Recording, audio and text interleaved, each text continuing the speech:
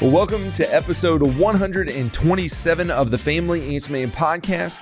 Today we're talking about how to handle the Scrooges of your family this Christmas from a biblical worldview. I am David Orgis, and I am joined by Dr. Mark Crosby. He is a pastor, educator, mental health professional, and he is the resident expert here on the Family Answer Man podcast.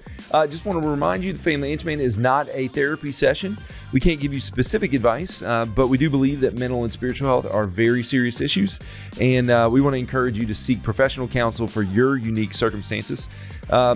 We also, before we jump in, want to ask you if you would go ahead and hit the notification bell and subscribe to our YouTube channel. That helps us out a lot. That helps you out a lot. You never miss an episode of the Family Answer Man, and you will be in the know on every new video that drops. Also, if you're listening via podcast, if you would rate and review us on your favorite podcast app, that helps us out a lot as well. That helps get the show out to more people. And as always, you can join in recruiting a larger audience and community for the Family Answer Man by inviting your friends and your family to join you on a journey of building stronger, happier, healthier families.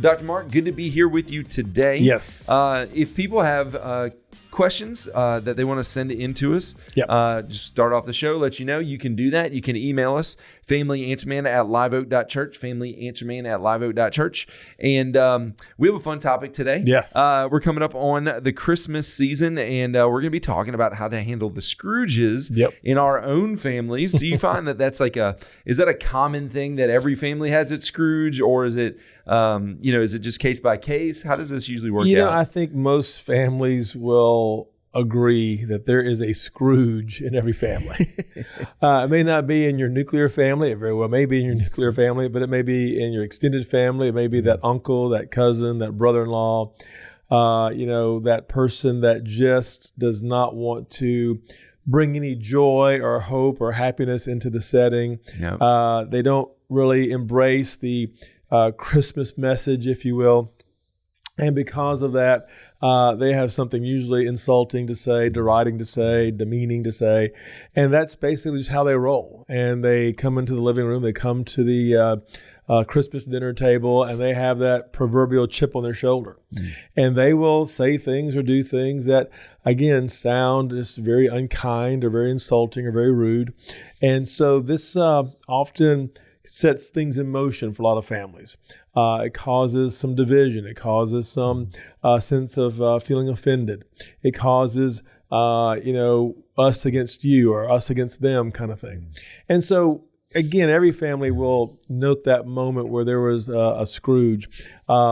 Maybe to different degrees, so to speak, but someone who just has that very nasty, mean-spirited, defensive, contumacious countenance, if you will. Contumacious countenance. I love it. And it's always tough because the Scrooge never wants to let you just enjoy your celebration the way you want to. They want you to dislike it as much as they do. Exactly.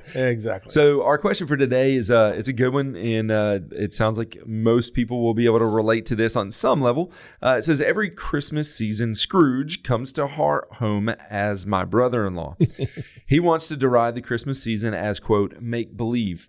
He wants to insult my husband, me, and sometimes our children. He thinks he's smarter than all of us, but he is family, and my husband feels that he must join us. Do you have any suggestions for that? Yeah, so again, as we said earlier, every family is going to have that Scrooge, that person that is the proverbial bah humbug. I don't believe in Christmas. It's all make-believe. It's all pagan. It's all commercial. It's all material. It's spending money that you don't have on people you don't like. And so this is their way of focusing on Christmas. Again, I can't speak for most Christians who are listening, but I want to believe that most Christians who are listening will take the notion that Christmas is a time we celebrate the birth of Jesus. It's a time that we remind the world that prophecies indeed were fulfilled, that the prophecies of the Old Testament basically started to be fulfilled in Jesus the Messiah, beginning at his birth and beginning, then later on in his life, and his miracles and his death, his resurrection, all predicted, all fulfilled. And so Christmas for us basically is that beginning point of these unfulfilled prophecies mentioned in the Old Testament now being fulfilled in the person of Jesus beginning at his birth. So that's how we want to see it. We want to celebrate that. We want to, again, share some of the great traditions of the Christmas season. And so Christmas can be a wonderful, joyful time of the year whereby we're doing this. But Scrooges come along and they want to push back. And they want to, again, insult the person who's celebrating. They want to make Christmas only a materialistic, paganistic holiday.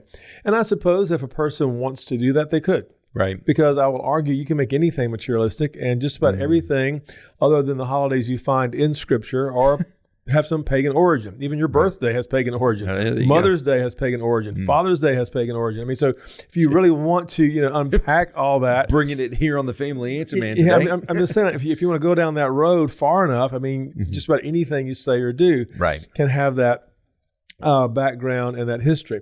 So the point is that when we focus on Christmas being a time where we celebrate the birth of Jesus, I think most Christians can agree this is something we can celebrate. Yeah. But again, here comes the Scrooge. And that Scrooge may come in the form of your boss or your brother-in-law or your neighbor.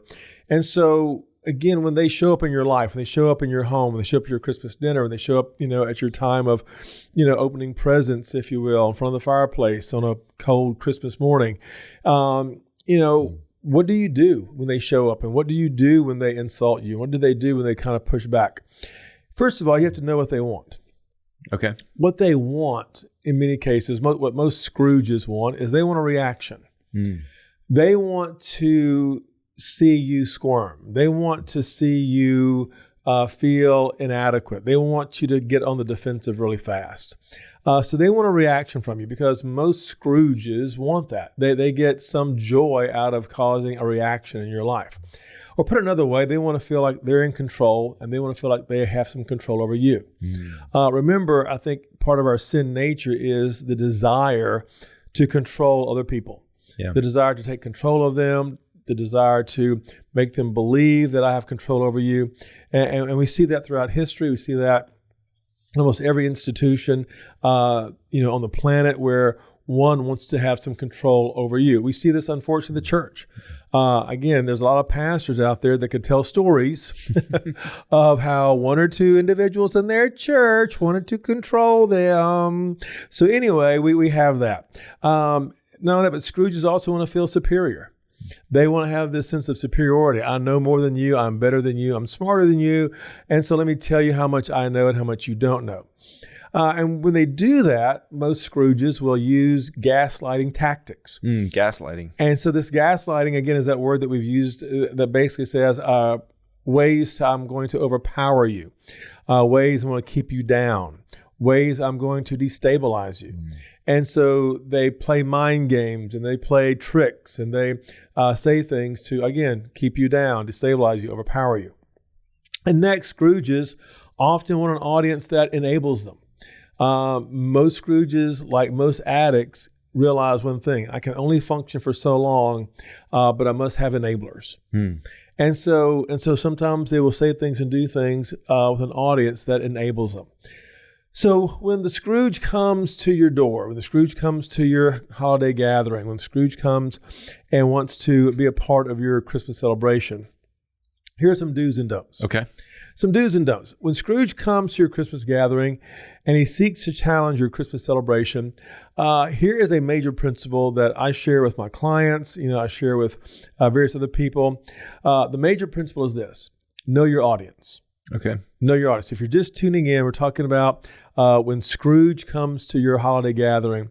So know your audience. And what I mean by that is this: a Scrooge, again, generally is someone who's what I would call a very insecure, hurting child in wolf's clothing. Okay. They're a very insecure person. They are the proverbial hurting child, if you will. But they're old enough now, they're smart enough now, they have enough power now to where they are now in this wolf's clothing. And so because of that, they want to say things and do things that are hurtful, that are harmful, that are demeaning, demoralizing, insulting.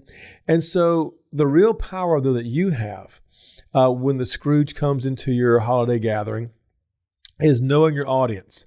And so because the more you know about Scrooge or that Scrooge in your life, the more you know how to handle and manage the situation so that you're not feeling offended. You're not feeling insulted. You're not going to receive, if you will, the comments and the put downs and the sarcasm that they want to bring into the situation. Again, for those who watched the movie, The Christmas Carol, there's several versions out there. A little sidebar here. My favorite is George C. Scott, 1984 version, where George C. Scott plays Ebenezer Scrooge. Yep. I think that is perhaps the best rendition of The Christmas Carol that has ever been produced. But in that movie, I love when Bob Cratchit basically, as Scrooge is, basically giving him the bah humbug and, why are you doing this? And he goes into this wonderful speech as to why he does, believes in Christmas. And then he says to Scrooge, and we'll end our show with this later on today, but he says to Scrooge, and I am not going to let go of my good humor. I'm not going to, and I say, about Christmas, God bless it, and so the point is this: the real power is knowing your audience. And so here's some things to do and not do. If the Scrooge comes into your home and he comes into, or even she comes to your dinner table, don't call them a Scrooge. Okay, so don't call them a Scrooge. Don't call them a Scrooge. Don't say, you're just being a Scrooge. Yeah. Don't do that. The a reason Scrooge, why, a Grinch, Like and we love to do that because we feel like it's insulting. We feel like it's putting them in their place or whatever. But for most people who are Scrooges or Grinches, it doesn't make them melt. It does not. It really doesn't faze them that much. And what often happens is they will push back. They will basically bring you into their world of, again, being condescending and insulting. And not only that, but the enablers that are around the Scrooge will begin to defend them.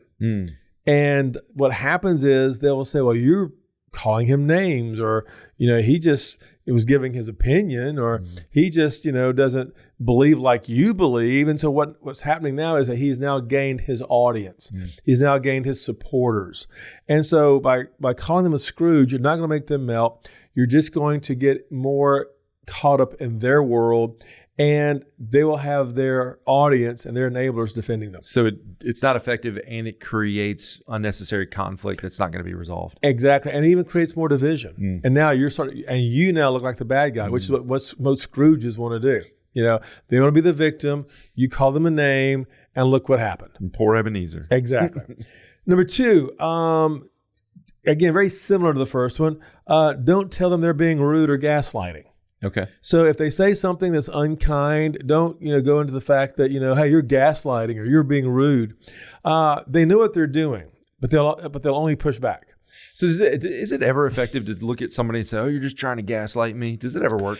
Rarely. Yeah. Rarely, because most people know that they are, and most people will push back, and they will just continue gaslighting by telling how overly sensitive you are or whatever.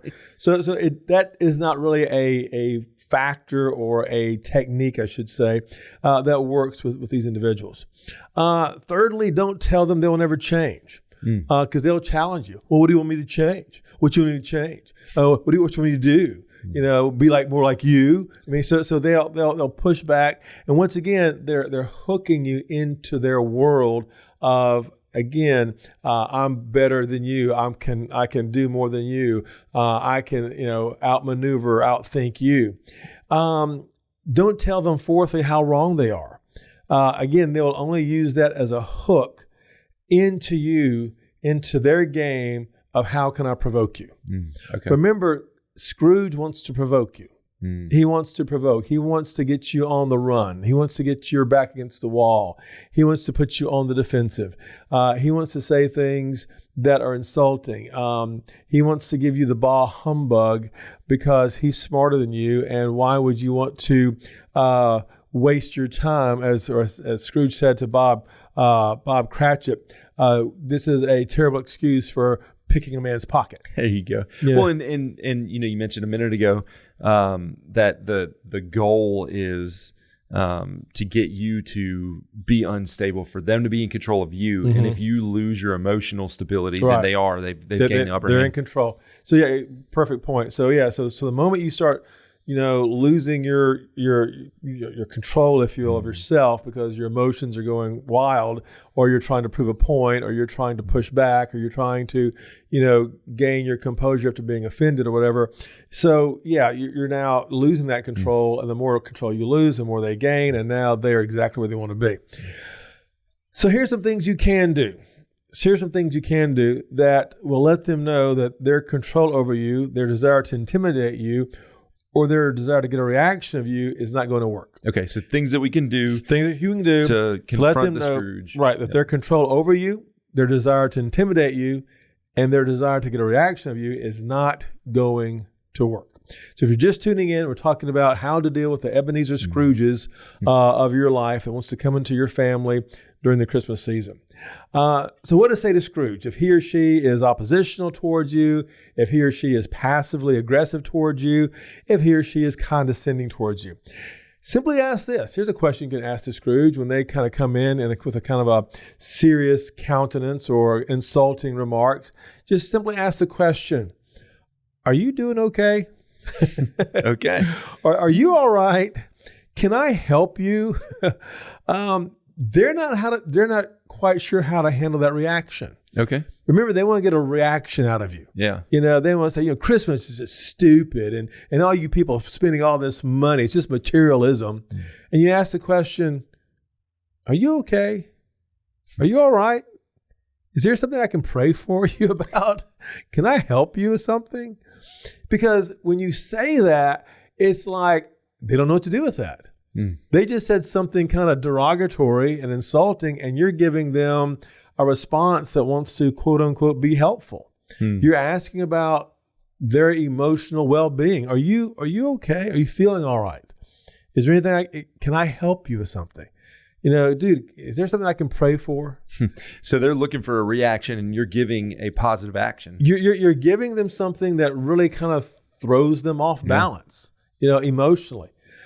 So they're not used to that. They're used to, when Christmas is just pagan and it's just materialism and it's just, picking a man's pocket every December 25th. And most people go, well, no, it's not. No, it's not. I mean, well, now they've got you because you're on the defensive, and now, they're just going to take that power and amp it up even more, put you more on the defensive. Before you know it, you're losing your composure. But if you say, are you okay? Are you all right? I mean, come on. I mean, can I help you with something? Is there something, are you having a bad day? They don't know how to handle that. Number two, so if they give you the bah humbug, say again, it seems like you're having a bad day. It seems like things aren't going well for you. You can be a little bit, just a tiny bit sarcastic. Did you not get what you wanted for Christmas or something? I mean, just something that kind of says, hey, why this attitude? So again, are you having a bad day? Can I pray for you? Next, if they say kind, you might want to ask, did you mean to be unkind just then? That's a powerful question. Did you mean to be offensive just then? Did you mean to be sarcastic just then? And again, what you're doing is you're letting them know that what they threw at you didn't stick. And the audience is listening. And instead of saying, well, you're just being a Scrooge, now the audience is saying, oh, you're the bad person, Scrooge is the victim. But if you say, did you mean to be sarcastic just then? Did you mean to be unkind just then? Did you mean to be offensive just then? Now it's like, oh man, how do I respond to that? If I say yes, then I'm going to look like the bad guy. If I say no, then what I wanted to do didn't work. Right. So now you're responding to the Scrooge in a way that leaves you with some dignity and some integrity. Next, here's something you can say. If they say something like, well, blah, blah, blah, blah, blah, Christmas, you can say, can you repeat that? Can you repeat that? Let everyone hear how tacky, how juvenile they just sounded as they're making this insult under their breath, just loud enough for people to hear it, but soft enough to where they can kind of cover their tracks. So you can just kind of say, can you repeat that? So again, you're not showing offense. You're not showing that you're being hurt by what they're saying. You're not, declaring that, I'm having to push back and be on the defensive. You're just making it real clear that I just need you to, let me know how you're doing. I just need you to let me know how you're feeling. I just need to know did you really mean it to say it that way? Sometimes you may want to do that with emails and or text messages. Did you mean for that to sound sarcastic? Did you mean for that to sound, aggressive? There's some people, that are in their 60s and 70s that don't know that if you capitalize everything, that means you're yelling. That means you're yelling. They right? just think I can see it better. Okay. Now the new one, you get the it's just generational, but you get a boomer that'll send a thumbs up, which means we're great. Yeah. And a Gen Alpha is going to see that as the passive aggressive, like, whatever, dude. Yeah. So exactly. So things can get lost in translation. So sometimes you need to say, did you mean for that to be, So another thing is again, and this always works for the Scrooge. Sometimes when they say something that is a little bit insulting or offensive, say nothing at all, or just at best say, "Good to know." Good to know. I like that. Good to know. Yeah. I don't believe in Christmas, and I think Christmas is a pagan holiday and it's just full of materialism. And good to know. If that's how you feel, good. That's good to know. That's what they'll save me $50 next year. Good to know. So sometimes saying nothing at all. Sometimes just letting them have their little rant and just kind of looking at them, almost the way a dog looks at you when you're kind of having a whiny sound. They kind of tilt their head sideways and look at you like, what was that all about? Or just say good to know. So again, those are some things that again lets them know that you're not going to get hooked in playing their game. Because the Scrooge is about how offensive can I be? How can I get you to get you hooked into my game and get you basically with your back against the wall? So again, those responses let them know that you're not going to get hooked by playing their game. So if you're just joining us, again, we're talking about the Scrooges in your life. What happens when Scrooge shows up, to your Christmas gathering and they want to kind of ruin things. So those are basically what I call 5 basic things you can do that are very, very simple things to say that keeps you from getting hooked, but letting them know that I'm not going to get hooked by you and putting them off guard. Also, there are 5 very simple comeback responses that you may want to have ready. These are what I call boundary responses to the Scrooge. Okay. Boundary responses to the Scrooge.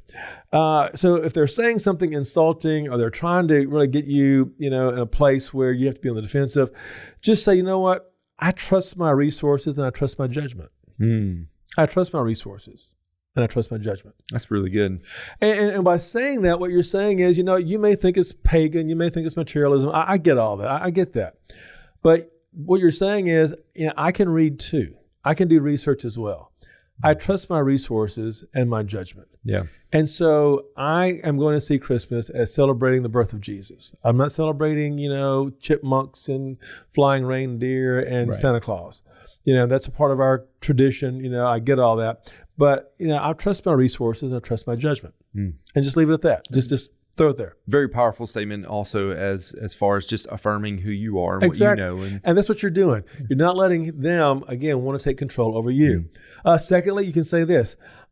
I really don't need your approval or your blessing. I really don't need your approval or your blessing. Approval or blessing. And because again, they want to somehow believe that they're large and in charge and that everybody has to, get their approval, have their blessing. And sometimes this may be true of the matriarch of the home or the patriarch of the home. And they talking, down to an adult, child, if you will. But again, sometimes you can say, I really don't need your approval or your blessing, Again, that sounds a little harsh, but sometimes you have to let the Scrooge in your family know, I'm not, again, playing this game. Right. And if you do it emotionally under control, it can sound under control. And if you're out of control and you say, well, I don't need your approval or your blessing, that's different than what you presented. In a very calm, I really don't need your approval. And I really don't need your blessing. Number 3, again, a boundary phrase you can use when the Scrooge tries to upset your holiday. I know the people whose respect I value. I know the people whose respect I value. Throwing some shade and some daggers. Well, what you're saying is, because what happens is that the Scrooge tries to diss you, disrespect you, tries to, tear down your credibility. And they're good at doing that with their insults, with their sarcasm, etc. And they may say, well, but you never even went to college, or you never even you don't know as much as I do, or you never. Okay, well, you know what? I understand what you're saying, but I really, I know the people whose respect I value.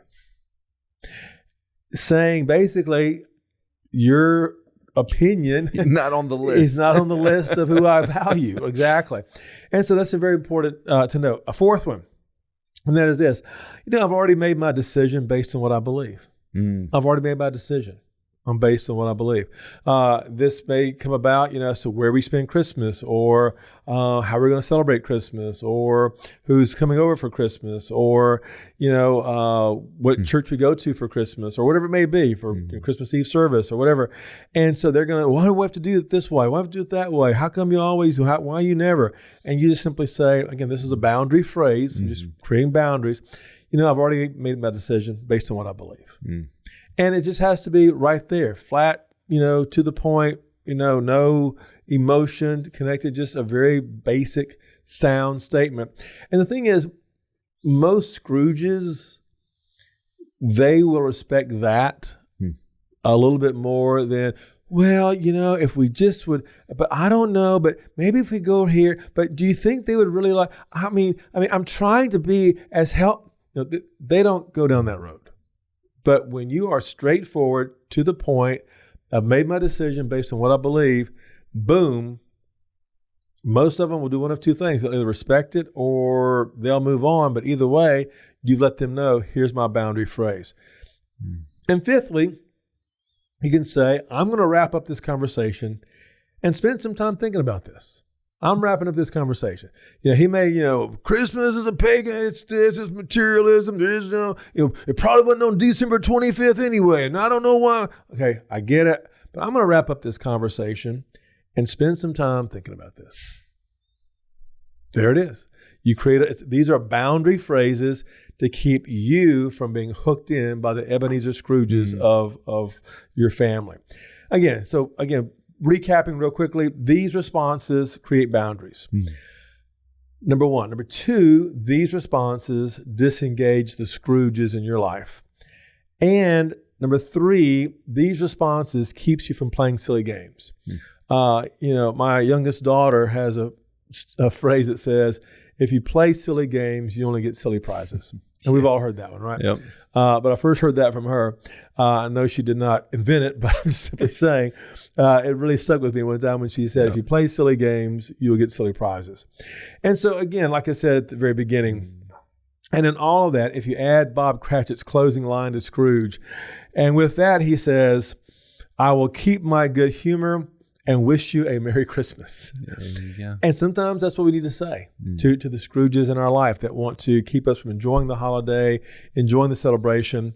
So if we do these things, this will keep the family drama at a minimum so you can enjoy the holiday. And bottom line, that's what this season's about. It's about celebrating the birth of Jesus. It's about celebrating, in so doing, celebrating the prophecies of God's word being fulfilled, knowing that because these prophecies were fulfilled, what God declares is going to happen is going to happen. And that's true in our lifetime as well. Again, I love, preaching and teaching on the people of Christmas and how some of them were anticipating the birth of Messiah, the Magi, Mary and Joseph, the shepherds. There's a little phrase in the Bible that says when the shepherds heard from, the angel's announcement, they went to see for themselves. They went to investigate. Do what I hear, what was told, is it true? And so I guess what I'm saying is that this is what we celebrate. At least our family, at least our church.